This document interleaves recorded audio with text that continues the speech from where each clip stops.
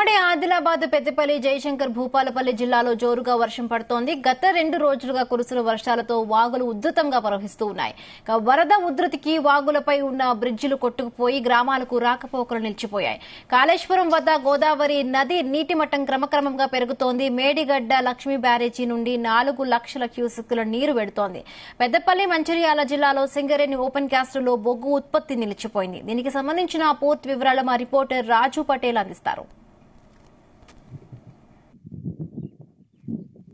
కొమరంభీం ఆసిఫాబాద్ జిల్లా, ఆదిలాబాద్ జిల్లా, నిర్మల్, మంచిర్యాల, పెద్దపల్లి, జయశంకర్, భూపాలపల్లి జిల్లాలో ఎడతెరిపి లేకుండా వాన కురుస్తూనే. దీంతో లోతట్టు ప్రాంతాలన్నీ కూడా జలమయమైపోయి పలు పట్టణాల్లోని కాలనీలోకి, పలు లోతట్టు గ్రామాల్లోకి కూడా నీళ్ళొచ్చి చేరింది. వరద నీటితో ప్రజలు చాలా ఇబ్బందులు పడుతున్నారు. ముఖ్యంగా అటు ఆసిఫాబాద్ జిల్లాలోని కాగజ్ నగర్, సిర్పూర్ కాగజ్ నగర్ నియోజకవర్గంలోని అటు బెజ్జూరు, పెంచకల్పేట మండలాలతో పాటు సిర్పూర్ మండలాల్లో కూడా భారీగా వర్షపాతం నమోదైంది. ఆసిఫాబాద్ జిల్లాలో 65 మిల్లీమీటర్ల వర్షపాతం నమోదైంది.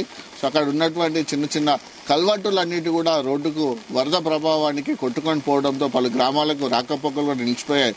కాగజ్ నగర్ పట్టణంలోని ద్వారకా నగరంలో రాత్రి అంతా వర్షం పడడంతో అటు కాలనీలోకి, ఇళ్లలోకి నీళ్లు వచ్చి చేరింది. దీంతో వాళ్ళంతా కూడా రాత్రంతా కూడా జాగరణ చేసినటువంటి పరిస్థితి. పలు వాహనాలు కూడా వరద నీటిలోనే ఉండిపోవడంతో వాహనాలు కూడా దెబ్బతిన్నాయి. చాలా గ్రామాల్లో ప్రజలు ఆందోళనకరమైన పరిస్థితి ఎదుర్కొంటున్నారు. ఎందుకంటే అటు ప్రాణహిత నది ప్రవాహం కూడా ఎక్కువగా ఉండడంతో అటు సిర్పూర్ కాగజ్ నగర్ నియోజకవర్గంలోని ప్రాణహిత నది పరివాహక ప్రాంత ప్రజలందరూ కూడా భయంతో ఉన్నటువంటి పరిస్థితి. అయితే అధికారులు ఎప్పటికప్పుడు కూడా పరిస్థితిని సమీక్షిస్తూ ప్రజలను కూడా అప్రమత్తం చేస్తున్నారు. భారీగా వర్షపాతం నమోదవుతూ ఉండడంతో ప్రజలందరూ కూడా సురక్షితంగా ఉండాలని, సురక్షిత ప్రాంతాలకు వెళ్లాలని కూడా చెప్తున్నారు. మంచిర్యాల జిల్లా సంబంధించినటువంటి గోదావరి నది ప్రవాహం ఇప్పుడిప్పుడే ప్రారంభమైపోయింది. భారీగా ఉదయం నుంచి వర్షం పడుతుండటం వరద నీరు గత కొద్దిసేపటి క్రితం గోదావరి నదిలోకి వచ్చి చేరుతుంది. సో అటు కాళేశ్వరం వద్ద ప్రాణహిత నది ప్రవాహం ఎక్కువగా రావడంతో గోదావరి నది ఉరకలేస్తుందని చెప్పవచ్చు. కాళేశ్వరం వద్ద గోదావరి నది ప్రవాహము 9 మీటర్ల హైట్ లో ఉంది. పుష్కర ఘాట్లను పట్టుకుని అక్కడ ప్రవహిస్తుంది.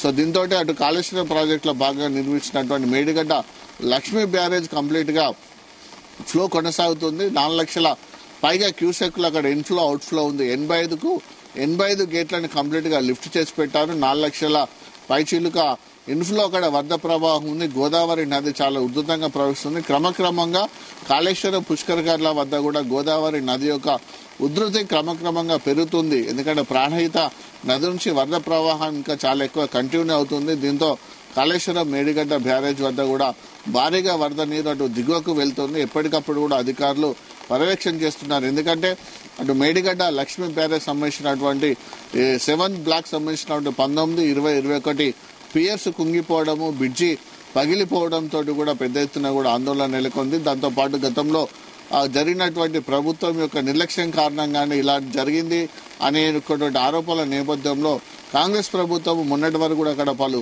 చర్యలు చేపట్టింది, సహాయక చర్యలు చేపట్టింది.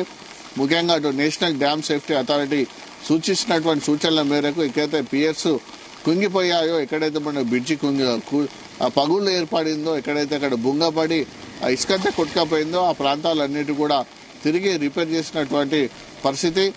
సో గత 2 రోజుల నుంచి కూడా సింగరేణి ఓపెన్ కాస్ట్ లో కూడా బొగ్గు ఉత్పత్తి పూర్తిగా నిలిచిపోయింది.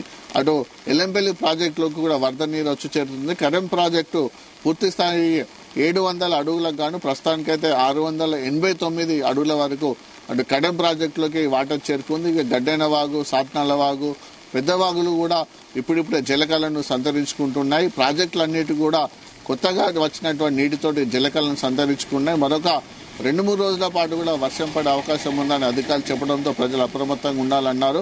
ముఖ్యంగా ఇటు కొమరంభీం, ఆసిఫాబాద్, మంచిర్యాల, అలానే నిర్మల్, పెద్దపల్లి, జయశంకర్, భూపాలపల్లి జిల్లా, ఈ జిల్లాలన్నింటిని కూడా వాతావరణ శాఖ రెడ్ జోన్ లో పెట్టింది. ఎందుకంటే భారీగా అతి నుంచి భారీ వర్షాలు పడే అవకాశం ఉండడంతో రెడ్ జోన్ అలర్ట్ చేశారు. రెడ్ జోన్ లో కూడా ఎప్పటికప్పుడు కూడా అధికారులు కానీ ప్రజలు అప్రమత్తంగా ఉండాల్సిన పరిస్థితి ఏర్పడి జిల్లా కలెక్టర్లు కూడా హెల్ప్ లైన్ సెంటర్లు ఏర్పాటు చేశారు.